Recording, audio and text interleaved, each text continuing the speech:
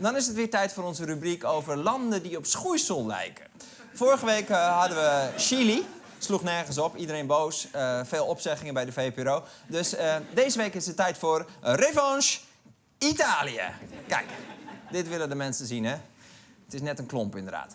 Nou, Italië heeft sinds kort bonje met de rest van de Europese Unie over hun begroting.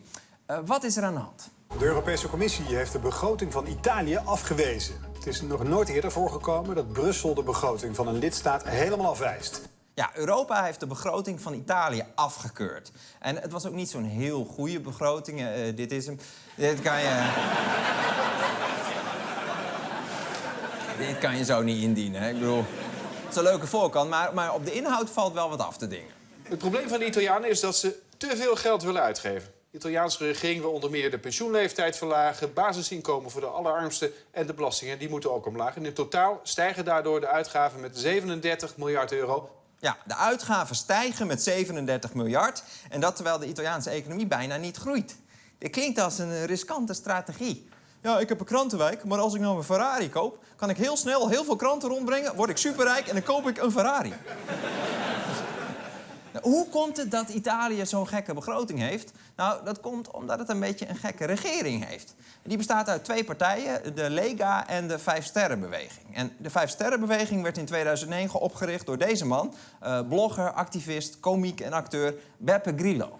Vandaag kijken we alvast vooruit met een markante Italiaan die miljoenen in beweging brengt voor een betere wereld. Adriana! Adriaantje! Beppe zit vol kattenkwaad, Adriana heeft een gehoorapparaat.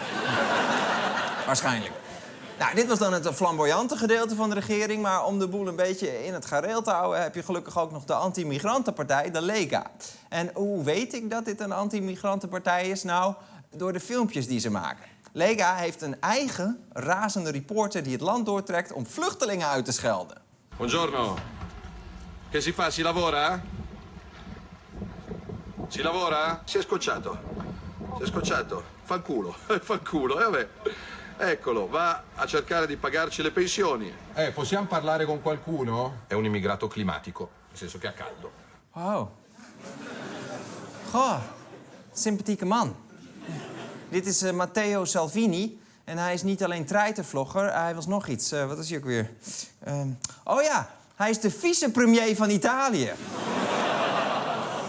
En de minister van Binnenlandse Zaken. Stel je voor dat Kajsa Ollongren naar Ter Apel gaat om asielzoekers lastig te vallen voor haar vlog. Hé, hey, Mustafa, lekker vrij vandaag, of niet, joh? Nou ja.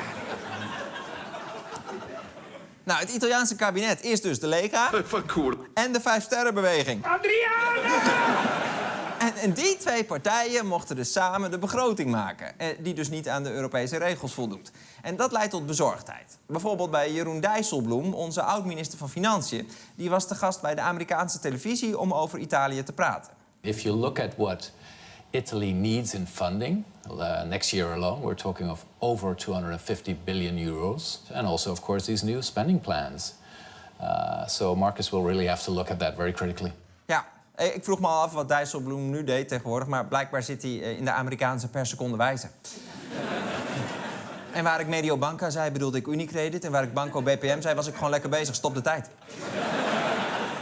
Maar Dijsselbloem die zegt hier dus dat de financiële markten kritisch moeten kijken naar de kabinetsplannen van Italië. En dat vonden ze in Italië natuurlijk niet zo leuk. En dan kun je of met een goed tegenargument komen, of je bent de Italiaanse nieuwssite Pandora TV en dan vertaal je allemaal dingen die Dijsselbloem nooit heeft gezegd. Jeroen Dijsselbloem, in un'intervista all'emittente televisiva americana CNBC, invita apertamente i mercati a lanciare un attacco alle finanze italiane, spiegando loro anche come devono fare. Il popolo italiano, aggiunge Dijsselbloem, deve percepire la distruzione dell'economia italiana e il crollo delle banche come un'implosione. Wauw, wat? Een aanval op de financiën, de vernietiging van de Italiaanse economie, dat heb ik hem niet horen zeggen. Maar dat komt misschien omdat er een Italiaanse vrouw doorheen zat te tetteren. Maar, en dit filmpje is dus op Facebook gedeeld door de Vijfsterrenbeweging. Adriana! Ja. Er is dus een Italiaanse regeringspartij die actief nepnieuws verspreidt over Jeroen Dijsselbloem. Maar volgens de baas van Pandora TV, die dit filmpje hebben gemaakt, moet je dat heel anders zien. E noi l'abbiamo interpretata. Come fanno del resto tutti, da mesi. Tutti i giornali e tutti i media italiani. Abbiamo interpretato le dichiarazioni. Ja. Je hebt het alleen maar geïnterpreteerd. Maar het is niet zo dat als je een bepaalde taal niet verstaat, dat je dan zelf maar een beetje kan gaan raden wat iemand zegt. Zo werkt het niet. Dat je een toeristische rondleiding krijgt in Keulen. Die kathedrale wurde im 13. Jahrhundert erbaut. We moeten om 3 uur hier verzamelen, zegt hij. Dan gaan we wat eten met z'n allen bij de McDonald's.